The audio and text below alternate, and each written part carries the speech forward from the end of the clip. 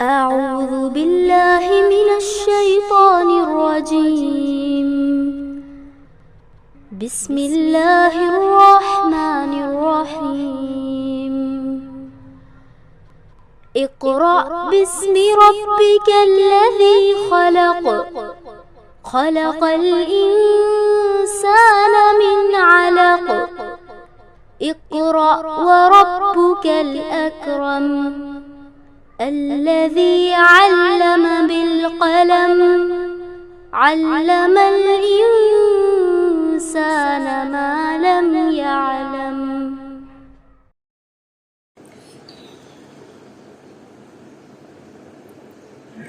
ان الحمد للہ نحمده ونصلی علی رسولہ الکریم، اما بعد، اعوذ باللہ من الشیطان الرجیم، بسم اللہ الرحمن الرحیم۔ دعا پڑھ لیتے ہیں۔ رب اشرح لی صدری ویسر لی امری واحلل عقدۃ من لسانی یفقہوا قولی، رب زدنی علما، اللہم انفعنا بما علمتنا وعلمنا ما ينفعنا وزدنا علما، آمین یا رب العالمین۔ سورہ اعراف، رکوع نمبر 8، آیت نمبر 59 سے۔ اعوذ باللہ من الشیطان الرجیم، بسم اللہ الرحمن الرحیم۔ لقد ارسلنا، البتہ ہم نے بھیجا، نوح علیہ السلام کو الی قومہ، ان کی قوم کی طرف، یعنی ہم نے نوح علیہ السلام کو ان کی قوم کی طرف بھیجا۔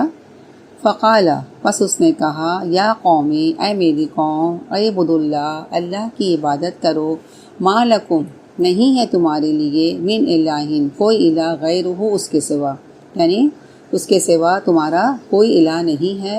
انی، بے شک میں، اخاف، ڈرتا ہوں، علیکم، تم پر، بے شک میں ڈرتا ہوں تم پر، تمہارے حق میں، عذاب یومین عظیم، ایک بڑے دن کے عذاب سے، یعنی میں تمہارے حق میں ایک بڑے دن کے عذاب سے ڈرتا ہوں۔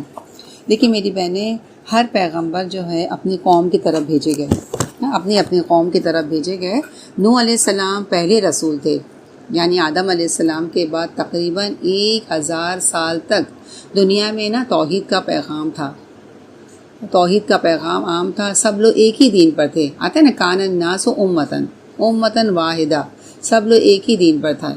لیکن نوح علیہ السلام کے زمانے میں کیا ہوا، لوگوں کے اندر شرک کی بیماری آ گئی، اور اس کی وجہ یہ تھی کہ قوم نے کیا کیا تھا، اپنے بڑے بڑے نیک لوگوں کی تصویریں بنا کر، یعنی جو بڑے تھے، نیک لوگ تھے، جب وہ وفات پا گئے تو ان کی تصویریں بنا کر ان کو عبادت کے وقت سامنے رکھنا شروع کیا، اور کیا کہا کہ ہماری عبادت میں اس سے کیا ہوتا ہے، خشوع آتا ہے، یہ ہم کو اللہ یاد آتے ہیں۔ اور اس طرح کیا کہ ان لوگوں نے انہیں خدا سے جوڑا اور اللہ سے ملا دیا، یعنی شخصیت پرستی آ گئی اس میں، بجائے اس کے کہ اللہ کو یاد رکھتے ان لوگوں کی تصویروں کو سامنے رکھ کر انہیں یاد کرنے لگے۔ پھر آہستہ آہستہ یہ تصویریں اگلی جنریشن میں آ کر بت بن گئی، الہ بن گئی، معبود بن گئی، اور پھر یہ کیا ہو گیا، بعد میں پتھر کی بنا لی گئی۔ دیکھیے میں آپ کو بتاتی، حضرت ابن عباس کی روایت ہے، اس سے یہ بات اور انشاءاللہ تعالی واضح ہو جائے گی، کلیئر ہو جائے گی، آپ لوگوں کو سمجھ میں آ جائے گا کہ حضرت ابن عباس کی روایت کے مطابق اس شرک کا آغاز اس طرح ہوا کہ اس قوم، یعنی پہلے شرک نہیں تھا، بعد میں شرک آیا۔ 1000 سال تک شرک نہیں تھا آدم علیہ السلام کے بعد سے لے کر، اس کے بعد ان کے شرک کس طرح آیا، آغاز کس طرح ہوا کہ اس قوم میں وقتاً فوقتاً 5 بزرگ اور صالح قسم کے لوگ کیا ہو گئے، وفات پا گئے، جنہیں دیکھ کر اللہ تعالیٰ کی یاد آنے لگتی تھی۔ یعنی دیکھیں کچھ لوگ کتنے متقی اور پرہیزگار ہوتے ہیں آپ لوگوں نے بھی دیکھا ہوگا کہ ان کو دیکھو تو فوراً بولتے دیکھو فلاں تو ایسی شخصیت ہے، فلاں تو اتنی اچھی خاتون ہے کہ ان کو دیکھ کر خدا یاد آ جاتا ہے یعنی کچھ شخصیت ایسی ہوتی ہے جسے دیکھ کر خدا یاد آ جاتا ہے۔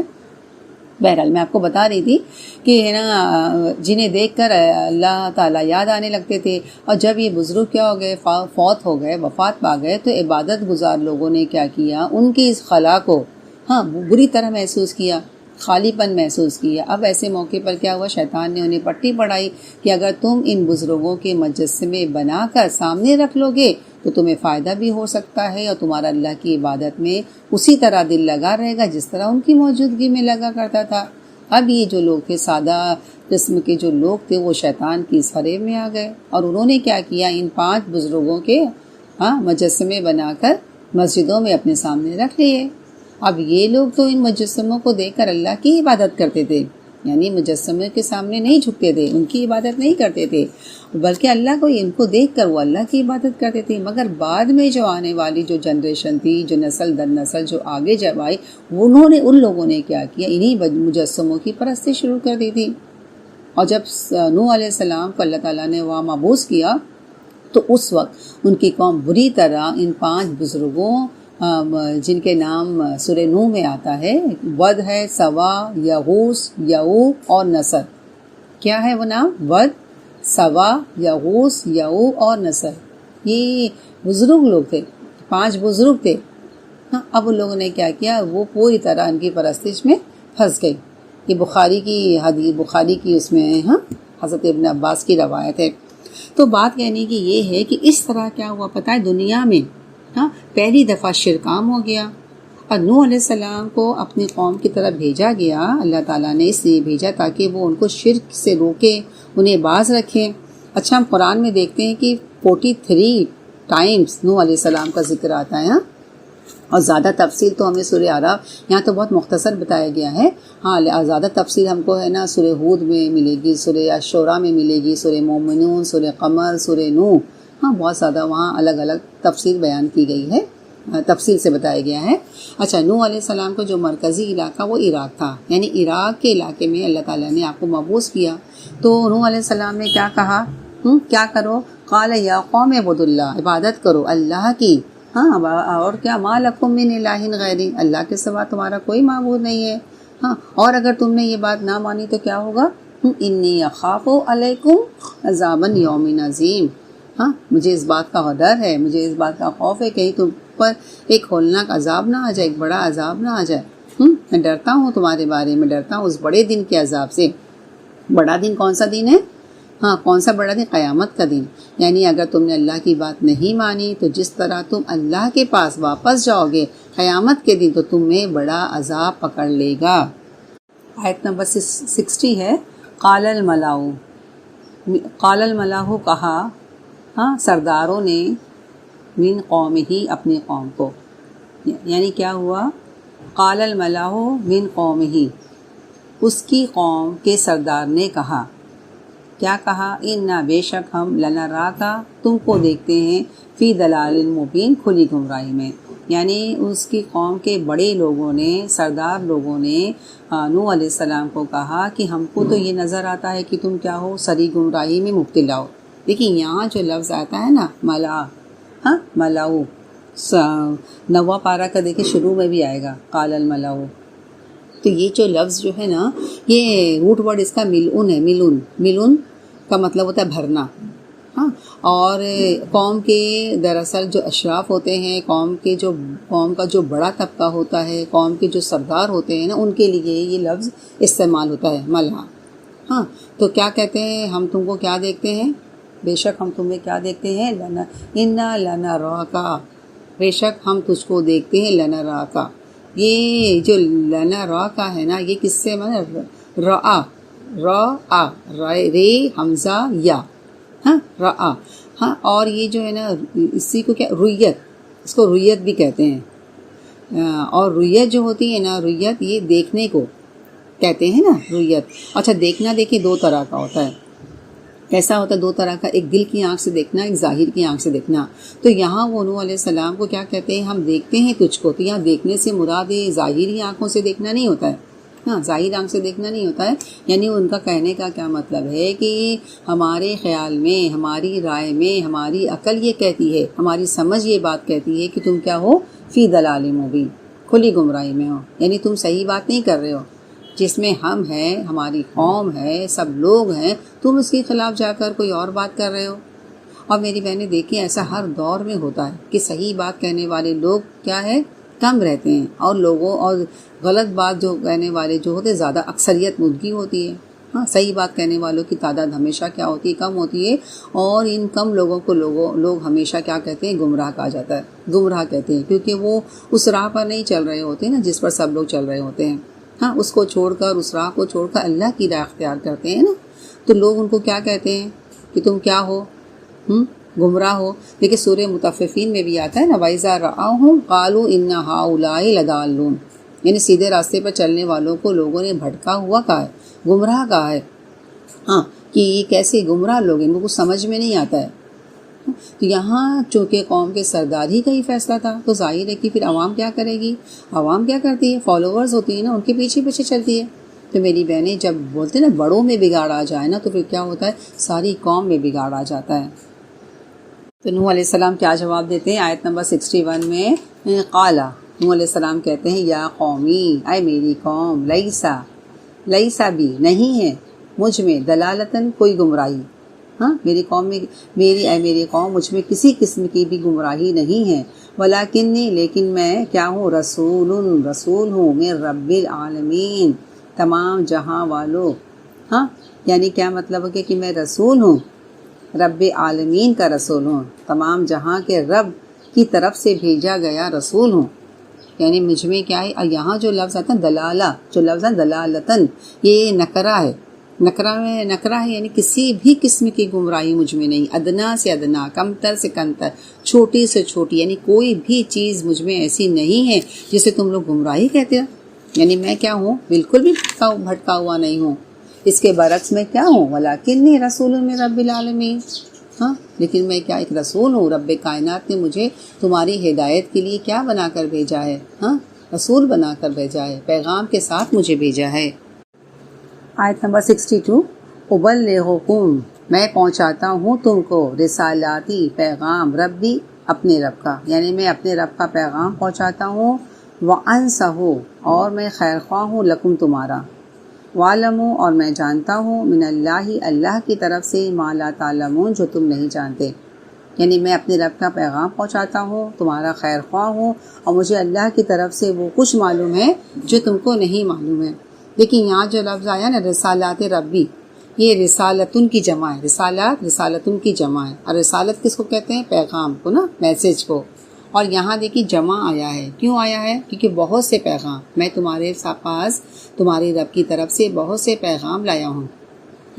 ایک پیغام نہیں تھا، بہت سا تھا پیغام. میری بہنیں پیغام تو دیکھا جائے ایک ہی تھا، مگر اس کے بہت سے نا حصے تھے. ہاں کہیں کسی چیز کو کرنے کے لیے کہا گیا، یہ کرو، کہیں منع کیا گیا ہے، کہیں نصیحت کی گئی، کہیں ڈانٹ ڈپٹ آئی ہے، کہیں بشارت آئی ہے، کہیں ڈراوا آیا ہے. یعنی مختلف موقعوں پر مختلف قسم کے پیغامات دیے گئے ان کی قوم کو. مطلب نوح علیہ السلام نے اپنی قوم کو مختلف موقعوں پر مختلف پیغامات دیے. اور پھر یہاں جو فرمایا جا رہا ہے وَأَنْصَحُ لَكُمْ، کیا؟ اور میں خیر خواہی کر رہا ہوں تمہاری. اور کیا کہا؟ ہاں وَعَلَمُوا مِنَ اللَّهِ مَا لَا تَعْلَمُونَ، اور میں جانتا ہوں اللہ کی طرف سے جو تم نہیں جانتے. اچھا اللہ نے مجھے کیا کیا؟ اپنا پیغمبر منتخب کیا ہے، اور مجھے اللہ نے وہ علم دیا ہے، وہ سمجھ دی ہے جو تمہارے پاس نہیں ہے. دیکھیے میری بہنیں، یا نوح علیہ السلام اپنے آپ کو، اپنی قوم کا کیا بتا رہے ہیں؟ خیر خواہ بتا رہے ہیں نا.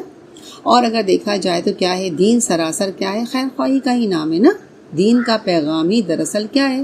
دوسروں کی بھلائی، خیر خواہی.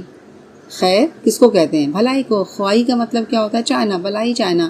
دین دراصل کیا ہے؟ دوسروں کی بھلائی چاہنا. آپ صلی اللہ علیہ وسلم نے کیا فرمایا؟ الدین نصیحہ. کیا فرمائے؟ دین سراسر کیا ہے؟ خیر خواہی کا نام ہے. تو میری بہنیں، جو شخص دیکھیں دیندار ہوتا ہے وہ خیر خواہ ہوتا ہے. وہ اللہ کے بارے میں اچھا گمان رکھتا ہے، وہ اس کے رسول کے لیے محبت رکھتا ہے، وہ اس کی کتاب کا حق دیتا ہے، اور اپنے بڑوں کے لیے خیر خواہی کے جذبات رکھتا ہے. خیر خواہی پھر کیا تقاضا کرتی ہے؟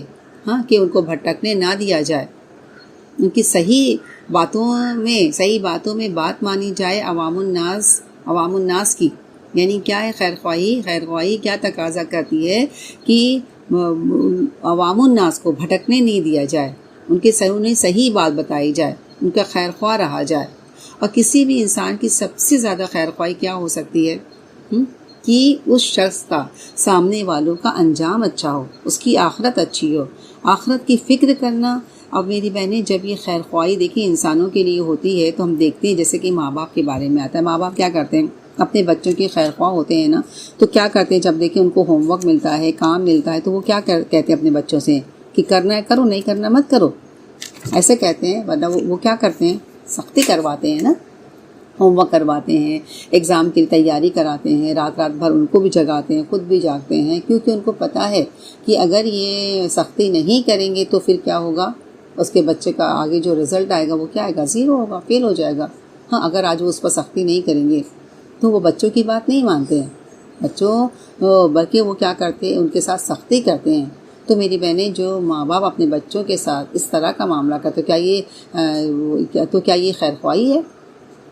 یہ سراسر خیر خواہی ہے نا۔ اگر وہ ان کے ساتھ سختی نہیں کرے نا تو خیر خواہی نہیں ہوگی۔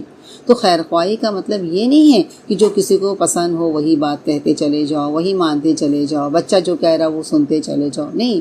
خیر خواہی کس میں ہے؟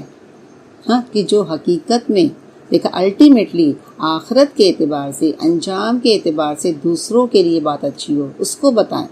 ہاں، اس لیے ہوتا کیا ہے میری بہنیں کہ بعض اوقات جب ہم دوسروں کو نصیحت کرتے ہیں نا تو اس کو اچھی نہیں لگتی ہے، اب وہ خیر خواہی کرنے والوں کو اپنا دشمن سمجھنے لگتا ہے۔ اب یہاں جو نوح علیہ السلام نے اپنی جب قوم کو نصیحت کرنے لگی تو وہ ان کو پسند نہیں آئی، ان کو بہکا کہنے لگے۔ تو نوح علیہ السلام نے کیا، میں بہکا ہوا نہیں ہوں، بلکہ میں کیا ہوں، وَأَنصَحُ لَكُم، میں خیر خواہ ہوں تمہارا۔ لیکن ان کو یہ بات بالکل سمجھ میں نہیں آ رہی تھی کہ بھائی تم کیسے خیر خواہ ہو کہ ہماری مرضی کی چیز، ہماری پسند کی چیز ہم سے چھڑا رہے ہو، جو کچھ ہم کر رہے ہیں اپنی منمانی کر رہے ہیں اس سے تم منع کر رہے ہو، تم ہمیں وہ نہیں کرنے دے رہے ہو جو ہم چاہتے ہیں۔ تو میری بہنیں، بات دراصل یہ ہے، اگر کوئی پیغمبر کی خیر خواہی کو سمجھنا چاہے ہاں تو وہ والدین کی خیر خواہی کو سامنے رکھ لے کہ والدین کی خیر خواہی، والدین کی اپنے بچوں کے لیے خیر خواہی کس قسم کی ہوتی ہے۔ ان کی خیر خواہی جو ہوتی ہے دنیا کی حد تک نہیں ہوتی بلکہ آخرت کو سنوارنے کے لیے بھی ہوتی ہے نا۔ تو اصل خیر خواہ وہی ہوتا ہے جو آخرت کو سامنے رکھ کر خیر خواہی کرے۔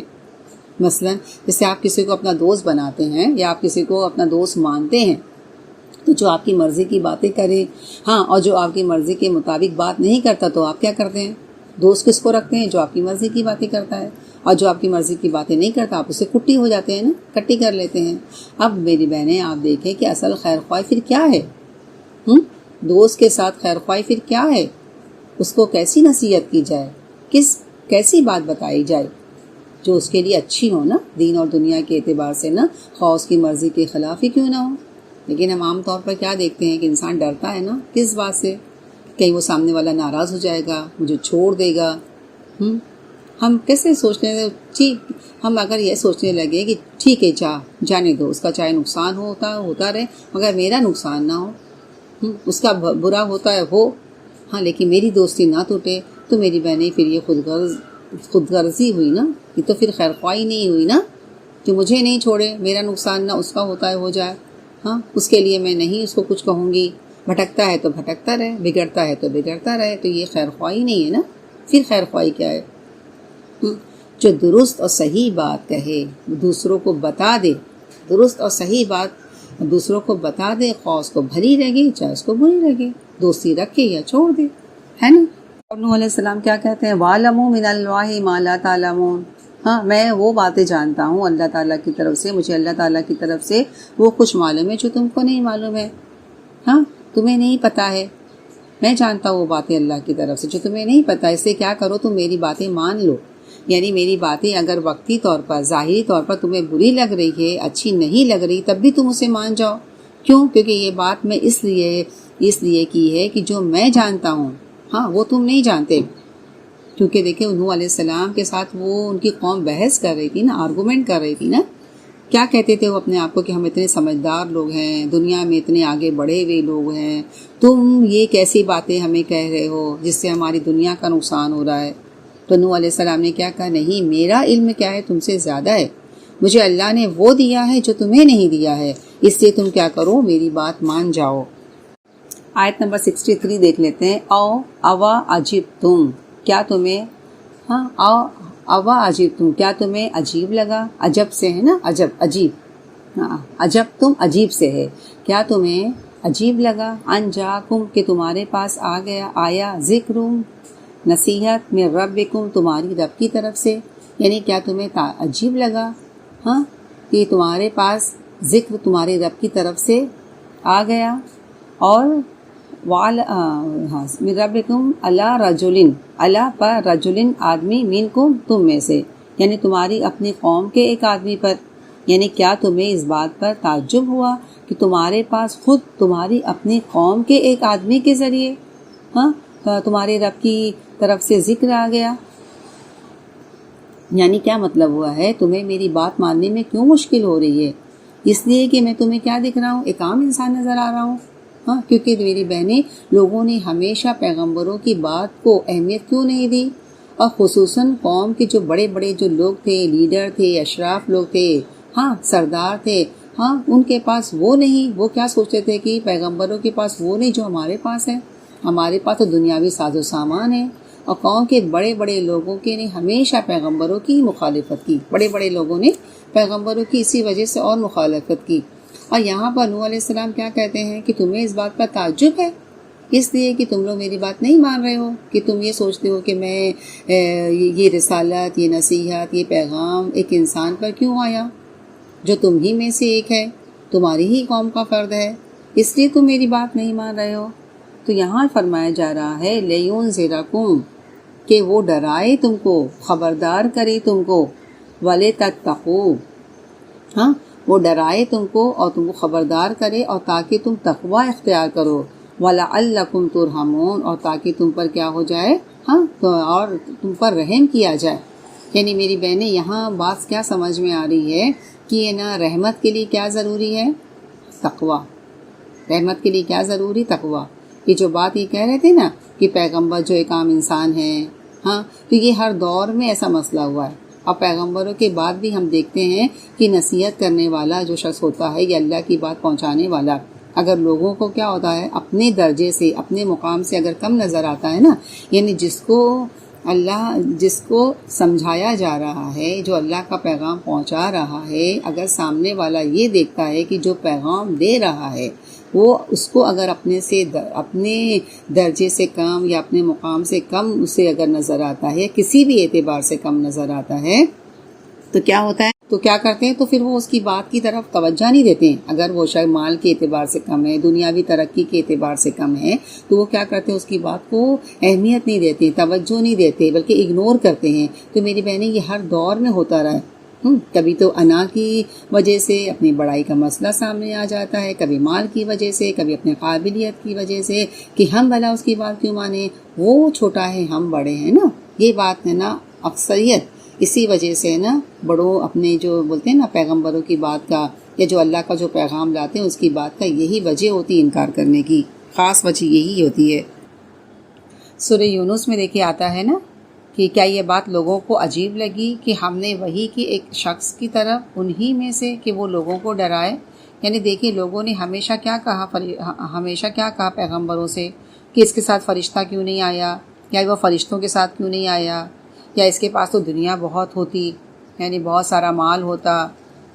تو اس طرح کی بات وہ لوگ ہمیشہ کہتے تھے. سورہ قاف میں بھی آتا ہے نا، بل عجیبوا ان جاءہم منذر منہم، یعنی انہوں نے اس بات پر تعجب کیا کہ خبردار کرنے والا انہی میں سے ایک ہے. اس کے پاس مطلب کیا ایسی خاص بات ہے کہ اللہ تعالیٰ نے ان کو چن لیا. آپ صلی اللہ علیہ وسلم سے وہ لوگ کیا کہتے تھے، کیا مکہ اور طائف کے سردار نہیں رہ گئے کہ اللہ ان کو چنتا؟ محمد صلی اللہ علیہ وسلم کو چن لیا. یعنی وجہ کیا تھی؟ لوگ حسد کا شکار تھے نا. سورہ قمر میں بھی آتا ہے کہ سمود نے ڈراوے کو جھٹلا دیا، یعنی پیغمبروں کی باتوں کا انکار کر دیا، اور کیا کہا پتہ ہے، کیا ہم ہی میں سے ایک بشر کی ہم پیروی کریں، اس کی بات مانیں. سورہ مومنون میں دیکھ لیں، آیت نمبر 34 میں آتا ہے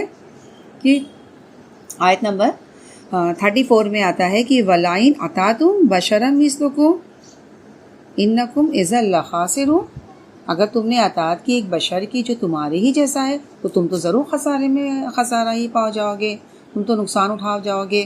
تو میری بہنیں، اس سے ایک بہت اہم بات پتہ چلتی ہے کہ جو بولتے ہیں نا، انسان نصیحت اس وقت رد کرتا ہے، کسی کی نصیحت انسان اس وقت رد کرتا ہے جب نصیحت کرنے والا اس کو اپنے سے کم نظر آئے نا. کیونکہ جس کو ہم اپنے سے زیادہ اہمیت دیں گے، بڑا سمجھیں گے، تو اس کی بات کیا ہوتی ہے، عموماً لوگ رد نہیں کرتے ہیں، مان لیتے ہیں نا. تو کیا ہوا کہ لوگوں نے کیا پیغمبروں کی قدر نہیں پہچانی. پھر جس طرح بولتے ہیں نا اللہ کی انہوں نے قدر نہیں پہچانی تو اللہ کی بات بھی نہیں مانی، تو اس کے مقابلے میں انہوں نے کیا کیا؟ کیا رسول کی بھی باتیں نہیں مانی، اللہ کی بات نہیں مانی، رسول کی بات نہیں مانی۔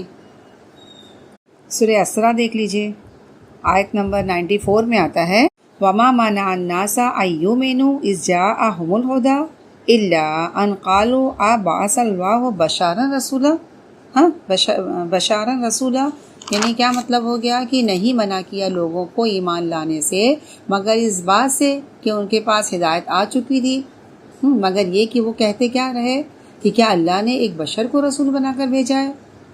تو اللہ تعالیٰ ان سب باتوں کا جواب دیتے ہوئے فرماتے ہیں، سورہ انبیاء میں آیت نمبر 7 ہے، اس کا ترجمہ ہے کہ آپ سے پہلے سارے پیغمبر ہم نے انسانی پیدا کیے۔ ہاں ابھی آپ پیچھے یہ سورہ انبیاء میں انشاءاللہ تعالیٰ آئے گا کہ اس کا ترجمہ یہ ہے کہ آپ سے پہلے سارے پیغمبر ہم نے انسانی پیدا کیے، یعنی انسانوں کو ہی اللہ تعالیٰ نے کیا کیا ہے؟ پیغمبر بنا کر بھیجا ہے۔ سورہ فرقان آیت نمبر 20 میں دیکھیں، اس کا ترجمہ ہے کہ ہم نے آپ سے پہلے جو بھی رسول بھیجے وہ سارے کے سارے کھانا کھاتے تھے، یعنی انسان تھے، ان کی حاجت تھی، انسانوں ہی میں سے رسول چنے گئے ہیں نا۔ کہ میری بہنیں اس میں کیا ہے نا، ہم سب کے لیے نا بہت بڑا سبق ہے۔ کیا ہے وہ سبق؟ کہ نصیحت یا اچھی بات جب سامنے آئے تو اسے لے لیا جائے، خواہ وہ ہم سے بڑے کی طرف سے آئے یا ہمارے برابر والے کی طرف سے آئے، یا کوئی چھوٹا ہم سے کوئی کچھ کہے۔ ہاں کیونکہ کہتے ہیں نا، یہ نہ دیکھو کہ کون کہہ رہا ہے، بلکہ کیا دیکھو کہ کیا کہہ رہا ہے۔ مطلب یہ مت دیکھو کہ کون کہہ رہا ہے، چھوٹا کہہ رہا ہے، ہمارے برابر والا کہہ رہا ہے، کوئی بڑا کہہ رہا ہے، ہاں کون کہہ رہا ہے یہ مت دیکھو، بلکہ کیا دیکھو کہ کیا کہہ رہا ہے، یعنی اس کی بات میں کتنا وزن ہے۔ اور میری بہنیں پیغمبروں کے آنے کا مقصد بھی یہاں بتا دیا گیا ہے نا، کیا بتا دیا گیا ہے؟ لِيُنذِرَكُمْ اور وَلِتَتَّقُوا، کیا پیغمبروں کے آنے کا مقصد بتا دیا گیا ہے نا، کہ وہ تم خبردار کرنے کے لیے آیا ہے، وہ خبردار کرے اور تم کیا کرو؟ وَلِتَتَّقُوا، تم ڈرو، یعنی وہ ڈرائے اور تم ڈرنے والے بنو۔ اور پیغمبر کی بات سن کر، ہاں اگر پیغمبر کی بات سن کر تم سمجھ گئے تو پھر کیا ہوگا؟ اور تم نے ان کی بات مان لیا، عمل کر لیا، ہاں اور اپنا رویہ درست کر لیا ہے، تقوی اختیار کیا ہے، تو کیا فرمایا جا رہا ہے کہ تم پر کیا کیا جائے گا؟ وَلَعَلَّكُمْ تُرْحَمُونَ، پیغمبروں کی بات سن کر تم سمجھے تو تم پر کیا ہوگا؟ رحم کیا جائے گا۔ آگے ہم دیکھ لیتے ہیں، آیت نمبر 64 آتی ہے، آیت نمبر 64 ہے فَكَذَّبُوهُ، پس ان لوگوں نے کیا کیا؟ اس کو جھٹلایا۔ کس نے کس کو جھٹلایا؟ نوح علیہ السلام کی قوم نے نوح علیہ السلام کو جھٹلایا۔ تب اللہ تعالیٰ نے کیا کیا؟ ہاں کیا کیا؟ فَأَنجَيْنَاهُ، اللہ تعالیٰ نے کیا کیا؟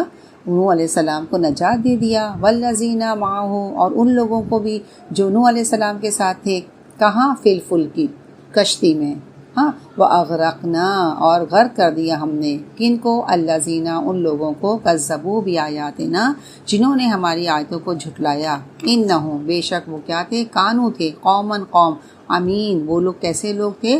وہ اندھے لوگ تھے، یعنی جب انہوں نے سمجھا نہیں، انہوں نے جھٹلا دیا پیغمبر کو، تو اللہ تعالیٰ نے کیا کیا؟ پیغمبر کو اور جو ان کے ساتھ ایمان لائے تھے ان کو نجات دے دیا۔ اچھا یہاں جو لفظ آیا ہے نا فلک، اس کو یہ بڑی کشتی کو کہتے ہیں، مطلب چھوٹی کشتی کو نہیں کہا جاتا ہے، بڑی کشتی کو کہتے ہیں۔ اور پھر کیا فرمایا جا رہا ہے کہ وہ کیونکہ وہ اندھے تھے، اندھے مطلب ان کو کچھ نہیں دکھتا تھا، ان کو سجھائی نظر نہیں آتا تھا، تو یہاں ہے نا یہ اندھا پن دراصل کیا ہے؟ دل کا اندھا پن ہے۔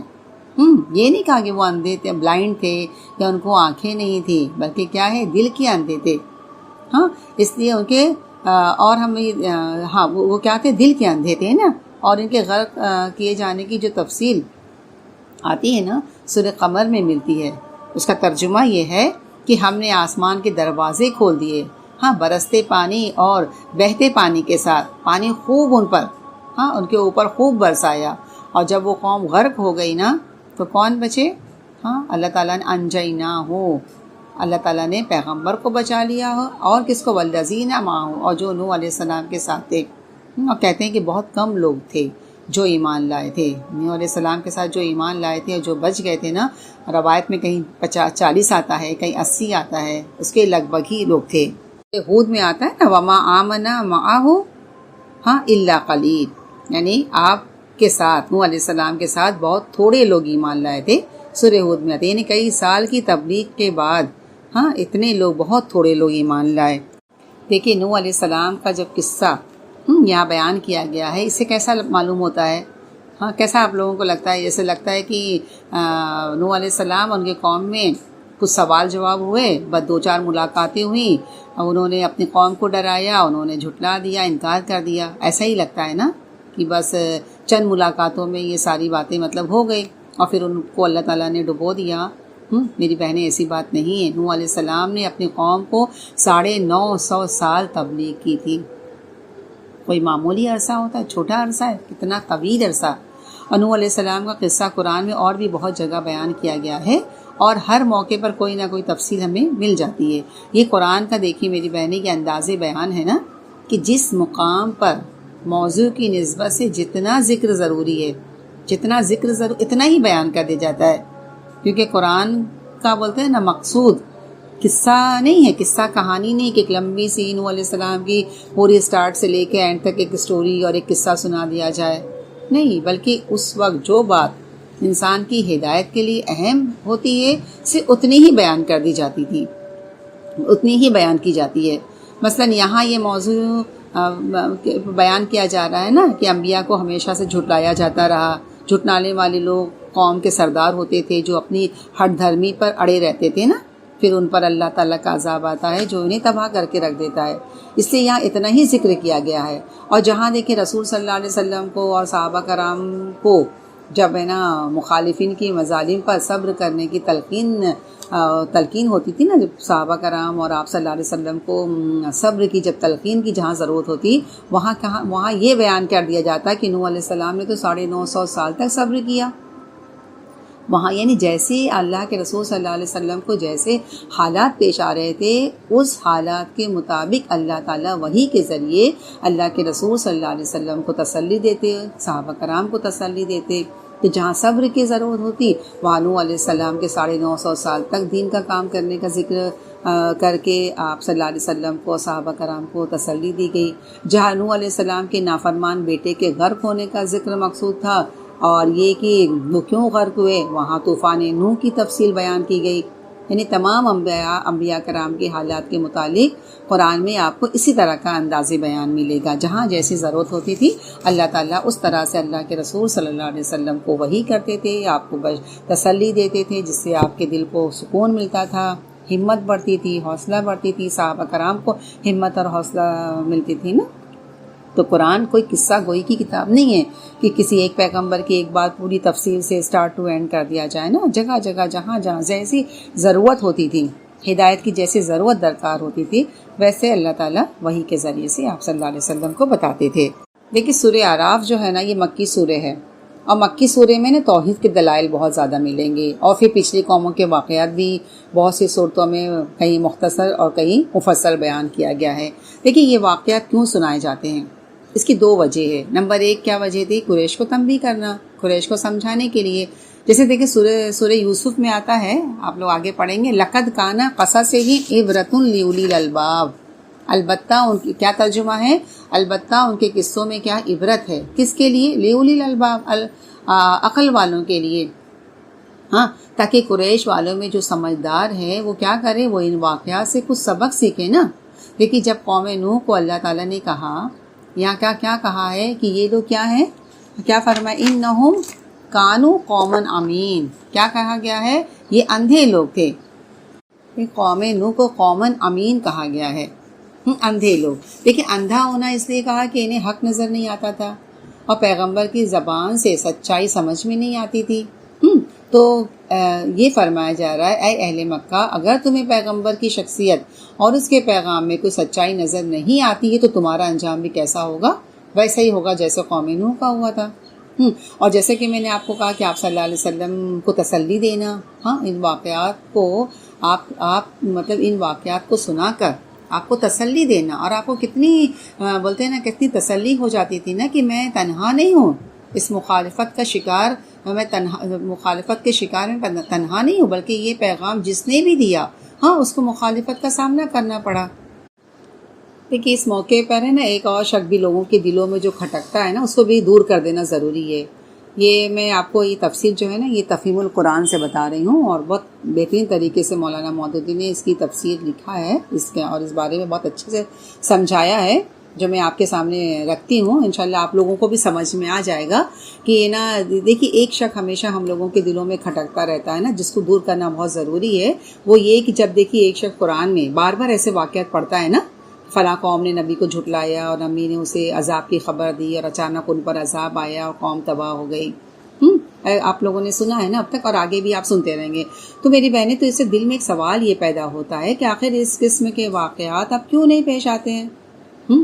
پہلے کیوں ایسے واقعات پیش آتے تھے، اب کیوں نہیں ہوتے ہیں؟ اگرچہ قومیں بولتے ہیں نا کہ گرتی ہیں، ابھرتی ہیں، ہاں، اور ہے نا یہ میں بتا، لیکن کیا ہوا، ہاں اگرچہ قومیں دیکھیں گرتی بھی ہیں، ابھرتی بھی ہیں، لیکن اس عروج و زوال کی نوعیت دوسری ہوتی ہے. ہاں، یہ تو نہیں ہوتا نا کہ ایک نوٹس کے بعد زلزلہ یا طوفان یا صاعقہ آئے اور قوم تباہ کر کے رکھ دے، یا قوم کو تباہ کر کے رکھ دے. تو میری بہنیں اس کا جواب یہ ہے کہ دیکھا جائے تو دیکھیے میری بہنیں، آپ لوگ بات سمجھ رہے ہیں نا، میں تفہیم سے ہی پڑھ رہی ہوں لیکن پھر بھی میں آپ لوگوں کو سمجھانے کی کوشش کروں گی کہ دیکھیے بات یہ ہے کہ سوال یہ ہوتا ہے نا، پہلے ایسا ہوتا تھا اب کیوں نہیں ہوتا ہے؟ آج بھی تو قوموں میں بگاڑ آتا ہے نا، آج بھی تو آج کی اب قوموں کے ساتھ ایسا کیوں نہیں ہوتا ہے؟ تو بات دراصل یہ ہے کہ پہلے کی جو قوم تھی، نبی جو ہوتے تھے وہ اپنی قوم کو ڈائریکٹ مخاطب ہوتے تھے نا، براہ راست ڈائریکٹ مخاطب ہوتے تھے. اور آج جو قوم ہے ان سے نبی براہ راست ڈائریکٹ مخاطب تو نہیں ہوتی نا. تو ظاہر سی بات ہے دونوں کا معاملہ تو الگ ہوگا. اور دیکھیں جس قوم میں نبی پیدا ہو اور وہ ڈائریکٹ اس کو خود اسی کی زبان میں، یعنی آپ نے سنا نا ہر قوم میں جو نبی آیا وہ اس کی اپنی قوم کا ہی نبی تھا، اس کی اپنی زبان میں ہی اس کو ہے نا اللہ کا پیغام پہنچایا. تو جس قوم میں نبی پیدا ہوا اور وہ اس کو خود اس کی زبان میں اللہ تعالیٰ کا پیغام پہنچائے اور اپنی شخصیت کے اندر اپنی صداقت کا زندہ نمونہ پیش کرے، یعنی جو پیغمبر ہوتے ہیں ان کی شخصیت جو ہوتی ہے وہ سب بہت اچھی طرح جانتے ہیں کہ نبی ہر طریقے سے بولتے ہیں نا کہ تمام لوگوں میں سب سے بہترین شخصیت ہوتی ہے، اپنی قوم کا سب سے بہتر شخص جو ہوتا ہے اللہ تعالیٰ اسے نبی بناتے ہیں. ہاں، تو جب وہ اپنی زبان ان لوگوں کی زبان میں جب وہ اللہ کا پیغام اسے سنا دیتا ہے تو ظاہر سی بات ہے پھر اس پر تو خدا کی حجت پوری ہو گئی نا، پھر اس کے لیے معذرت کی کوئی گنجائش باقی نہیں رہتی ہے نا. ہاں، کوئی گنجائش باقی رہتی ہے؟ اور سامنے والا دو بدو سامنے وہ اپنے نبی کو جھٹلا دے، اپنے پیغمبر کی بات نہ مانے، تو ظاہر سی بات ہے وہ پھر عذاب کی مستحق ہو جاتی ہے نا. اس کا فیصلہ تو چکا دیا جانا چاہیے نا، اور اس کا پیسہ چکا دیا جاتا ہے. اچھا، یہ نوعیت ہے نا، یہ والا معاملہ ان قوموں کے معاملے سے دیکھا جائے تو ایک دم مختلف ہے، جس کے پاس خدا کا پیغام ڈائریکٹ نہیں آیا ہے بلکہ مختلف واسطوں سے پہنچا ہے. سیدھے تھوڑی نا پیغمبر آج ہمارے سامنے سیدھے آ کے اللہ کا پیغام تھوڑی نہ سنا، ہمیں تو مختلف واسطوں سے اور دوسرے راستوں سے، ہاں مختلف طریقوں سے اللہ تعالیٰ کا پیغام ہم تک پہنچا نا. ہاں، قرآن کے ذریعے پہنچا، حدیث کے ذریعے پہنچا. لیکن اب اگر اس طرح کے واقعات پیش نہیں آتے جیسے انبیاء علیہ السلام کے زمانے میں پیش آتے تھے تو اس میں تعجب کی کوئی بات نہیں ہے. اس لیے کہ محمد صلی اللہ علیہ وسلم کے بعد نبوت کا سلسلہ بند ہو چکا ہے. ہاں، البتہ تعجب کے قابل کوئی بات ہو سکتی ہے تو وہ یہ ہے نا کہ اب بھی کسی قوم پر اسی طرح کا عذاب آئے جیسے کہ انبیاء کو جھٹلانے والی قوموں کا آتا تھا. تو پھر یہ صحیح نہیں ہے نا. تو آپ لوگوں کو بات سمجھ میں آ رہی ہے نا. لیکن میری بہنیں ایک بات یاد رکھیں، اب یہ تو بات کلیئر ہوگی نا کہ جو لوگ اپنے نبی کا پیغام سامنے جھٹلاتے ہیں تو اللہ تعالیٰ ان پر عذاب نازل کیا. اور جن قوموں میں اللہ کا پیغام کسی دوسرے ذریعے آیا، ہاں الگ بولتے ہیں مختلف واسطوں کے ذریعے آیا، ڈائریکٹ نہیں آیا، براہ راست نہیں، تو ظاہر سی بات ہے اس کا معاملہ پہلے والی قوموں کے معاملے سے مختلف ہوگا نا. لیکن میری بہنیں ایک بات یاد رکھیں، اس کے معنی یہ نہیں ہے کہ اب ان قوم پر عذاب آنے بند ہو گئے. ہاں، کہ جو خدا کے باغی ہیں، جو خدا کے نافرمان ہیں، جو اخلاقی گمراہیوں میں گھر چکے ہیں. حقیقت یہ ہے کہ اب بھی ایسی تمام قوموں پر عذاب آتے رہتے ہیں، بھلے چھوٹے ہی صحیح، تنبیہی عذاب ہی کیوں نہ ہو. ہاں، چاہے چھوٹے عذاب ہو، چاہے نا کسی طرح کا بھی عذاب ہو، آج بھی عذاب آتے رہتے ہیں. ہاں، لیکن کوئی نہیں جو انبیاء علیہ السلام اور کتب آسمانی کی طرح ان عذابوں کی کہتے ہیں اخلاقی معنی کی طرف کوئی بھی دھیان نہیں دیتا ہے کہ آج عذاب نہیں آیا تھا کرونا جو ہمارے یہاں، اب پوری ہمارے یہاں نہیں کہنا چاہیے، پوری دنیا میں جو کرونا پھیلا اور 2 سال تک لوگ متاثر ہوئے اور آج بھی لوگ اس سے متاثر ہیں، لیکن کیا کسی کا اس طرف دھیان گیا؟ کوئی اس طرف اس کا دھیان گیا کہ یہ اللہ تعالیٰ کا یہ عذاب ہی کی تو ایک شکل تھی نا میری بہنیں، لیکن کسی کا اس طرف دھیان نہیں گیا. لوگ بس یہ جواب دیتے ہیں کہ یہ تو بولتے ہیں نا حالات ہیں، یہ تو اتار چڑھاؤ تو دنیا میں ہوتے ہی رہتا ہے، اب پتہ نہیں کیا کیا وہ لوگ اس کے ریزنز بتاتے ہیں. کسی کا کوئی اس کی طرف توجہ، جس طرح پیغمبر اپنے نا قوموں کو اس طرف توجہ دلاتے تھے کہ اگر دیکھو تم نہیں مانو گے تو تم پر عذاب آ جائے گا، اس طرف تو لوگوں کا کبھی دھیان نہیں گیا، یا کوئی ایسا نہیں جو اس طرف دھیان دلائے لوگوں کو کہ آج جو انسان کی جو بولتے ہیں نا جو زندگی آج ساری دنیا جی رہی ہے اور جس ڈھرے پہ جا رہی ہے اور جو اخلاقی زوال انسانوں میں آ گیا ہے نا، تو پھر اس پر کسی کا دھیان نہیں جاتا کہ اللہ تعالیٰ یہ چھوٹے چھوٹے جو عذاب جو عذاب کی شکل میں جو ہم پر آ رہا ہے نا، کسی کا اس کا دھیان نہیں گیا. ہاں، تو میری بہنیں اسے کبھی کہتے ہیں نا کہ اور اسے کبھی سمجھنے کا موقع نہیں دیتا کہ اوپر بھی کوئی خدا بھی موجود ہے. ہاں، جو غلط کار قوموں کو پہلے مختلف طریقوں سے اس کی غلط کاری پر متنبع کرتا ہے، اور جب وہ اس کی بھیجی ہوئی تنبیہات سے آنکھیں بند کر کے اپنی غلط روی پر اصرار کیے چلی جاتی ہے، تو آخرکار انہیں تباہی کے گھڑے میں اللہ تعالیٰ پھینک دیتا ہے نا. یہ بہت بہترین ہے تفہیم القرآن میں، جس کے پاس ہوگا وہ پڑھ لیں گے تو انشاءاللہ آپ کو اور ہے نا بہت بہتر طریقے سے سمجھ میں آ جائے گا. جلد نمبر 2 ہے، اور جلد نمبر 2 ہے، پیج نمبر 43 ہے. جن لوگوں کے پاس نیو تفہیم ہوگی تو ہو سکتا ہے وہ پیج نمبر الگ ہوگا، لیکن اسی آیت کی تفسیر میں آپ اگر دیکھیں گے نا، اور اگر آپ نیٹ پہ بھی سرچ کریں گے، تفہیم القرآن ڈالیں گے، مولانا مودودی کا ڈالیں گے، آیت نمبر آپ 64 ڈالیں اور اس کی تفسیر ڈالیں، تو انشاءاللہ آپ کو یہ سارے پوائنٹس آپ کو دکھ جائیں گے. تو آپ اسے پڑھیں گے نا تو انشاءاللہ آپ کو اور بہتر طریقے سے یہ سمجھ میں آ جائے گا انشاءاللہ. آخر میں کچھ باتیں بولتے ہوئے میں اپنی بات انشاءاللہ مکمل کر لوں گی. دیکھیے، یہ ہر کسی بھی معاشرے میں ہم دیکھیں گے نا، 2 طرح کے لوگ ہمیشہ پائے جاتے ہیں. بس یہ پوری اس کے رکوع کا میں نچوڑ بتانا چاہتی ہوں کہ 2 طرح کے لوگ ہمیشہ پائے جائیں گے. ایک تو بولتے ہیں اپر کلاس والے بڑے لوگ، ہاں. دوسرے کون ہوتے ہیں؟ فالوورز، کمزور لوگ، غریبوں پر مشتمل ہوتا ہے، مظلوم ہوتا ہے، پسا ہوا طبقہ. دیکھیے، پیغمبر جس قوم میں بھی بھیجے گئے ہیں عموماً کیا ہوتا ہے، ان کی مخالفت کون کرتا ہے؟ بڑے طبقے کے لوگ، پڑھے لکھے لوگ، سمجھدار لوگ. ہاں، کیونکہ مین کیا بات ہے، وہ تکبر حسد کا شکار ہوتے ہیں، قبول نہیں کرتے ہیں اس پیغام کو، یا وہ اس پیغام کو اپنی خواہشات کے خلاف سمجھتے ہیں. اگر ہم ان کی باتیں مان لیں تو ہماری تو ساری دنیا ہی جاتی رہے گی. یہ کون سوچتا تھا؟ ہاں، کون سمجھتا تھا؟ اپر کلاس طبقہ، بڑے. ہاں، وہ اسے اپنی شان کے خلاف سمجھتے ہیں. وہ سوچتے ہیں اگر ہم نے پیغمبر کی بات مان لیا تو پھر ہمیں ویسے ہی رہنا پڑے گا، پوری ہماری دنیا جاتی رہے گی. ہاں، اور ان کی ہر بات پر ہم کو عمل کرنا پڑے گا. اچھا، پیغمبروں کا ساتھ اگر ہم دیکھیں تو عموماً کون لوگ دیے ہیں؟ زیادہ تر پیغمبروں کمزور طبقے کے لوگوں نے دیا ہے. دیکھیے، آپ لوگوں نے جہاں بھی دیکھا ہوگا اللہ کے رسول صلی اللہ علیہ وسلم کے جو صحابہ کرام تھے، جو سب سے قریب تھے، حضرت بلال تھے، خباب بن ارد تھے، عمار بن یاسر تھے، آپ لوگوں نے سب سن چکے ہیں نا. یہ لوگ کیسے تھے؟ غریب لوگ تھے، کمزور طبقہ تھا، مزدور طبقہ تھا. لیکن پھر ہم یہ بھی دیکھتے ہیں ہاں کہ ہمیشہ انجام کن لوگوں کا اچھا ہوا؟ جنہوں نے پیغمبروں کو ساتھ دیا. ہاں، جنہوں نے اللہ کے رسول کا ساتھ دیا، جنہوں نے اپنے پیغمبروں کا ساتھ دیا، اللہ تعالیٰ نے ان کا انجام بھی بہتر رکھا. خواہ وہ مظلوم تھے، خواہ وہ کمزور تھے، چاہے وہ پیسے سے کم ہو، کیسے بھی ہوں. اور پھر نا عذاب کس پر آیا؟ ڈبوئے کون گئے؟ وہی لوگ جنہوں نے نافرمانی کی، سرکشی کی. ہاں، اللہ کے یہ اپنے پیغمبروں کی بات نہیں مانی. اور ایک بات یہ بھی مجھے کہنا ہے کہ جیسے کہ اس واقعے میں ہم نے دیکھا نا کہ دین نام ہی خیر خواہی کا نام ہے نا. نوح علیہ السلام نے کیا کہا؟ میں تمہارے لیے خیر خواہ ہوں نا، میں تمہارا خیر خواہ ہوں. ہاں، دین نام ہی خیر خواہی کا ہے نا. دیکھیے، دین کے نام پر جو ایکٹیویٹی ہوتی ہے، ہاں، اور جب تک میری بہنیں خیر خواہی پر بیسڈ ہو، ہاں، خیر خواہی پر ہو، خلوص پر قائم ہو، ہاں، تو اگر دین کا کوئی بھی کام اگر ہے نا بولتے ہیں نا کہ خیر خواہی پر نہ ہو، خلوص نہ ہو، تو میری بہنیں وہ کبھی پھل پھول نہیں سکے گی، اس میں برکت نہیں ہوگی، اللہ کی مدد نہیں آئے گی. اللہ کی مدد کہاں آتی ہے؟ خلوص اور خالص ہونے کے ساتھ ساتھ، اس لیے دیکھیں ہر واقعے میں دیکھیں انجام اہل ایمان ہی کے حق میں اچھا ہوتا ہے نا. تو انسان دیکھتے ہوئے بھی اندھا کب بنتا ہے؟ چیز سامنے ہوتی ہے مگر وہ جاننا نہیں چاہتا، دیکھنا نہیں چاہتا. کیونکہ اس کے انٹرسٹ میں نہیں ہوتی ہے. اور یہ کمزور لوگ جو دنیاوی اعتبار سے بڑے نہیں ہوتے، لیکن انہوں نے کیا کیا؟ پیغمبر کی بات مان لی تو دنیا میں بھی کامیاب ہوئے، بچا لیے گئے، اور آخرت میں بھی انشاءاللہ تعالی جنت میں داخل ہوں گے.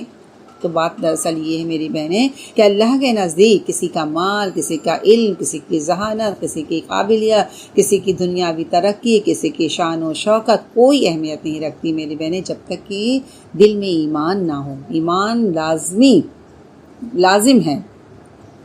ایھا الذین آمنوا وعملوا الصالحات، ایمان پلس نیک عمل، صالح عمل، ہاں، خیر خواہ بننا، نیک عمل کرنا، خود بھی کرنا اور دوسروں کو بھی نیک عمل کرنے کا کہنا. میری بہنیں یہ دو چیز بہت زیادہ ضروری ہے، اور اللہ تعالی ہم سب کو بولنے اور سننے سے زیادہ عمل کرنے کی توفیق عطا فرمائے. وآخر الدعوانا ان الحمد للہ رب العالمین. ربنا تقبل منا انک انت السمیع العلیم وتب علینا انک انت التواب الرحیم. صلی اللہ تعالی علی خیر خلقہ محمد وعلی آل محمد واصحابہ اجمعین برحمتک یا ارحم الراحمین. سبحان اللہ وبحمدہ، سبحانک اللہم وبحمدک، نشہد لا الہ الا انت، نستغفرک ونتوب الیک. آمین یا رب العالمین. والسلام علیکم ورحمۃ اللہ وبرکاتہ.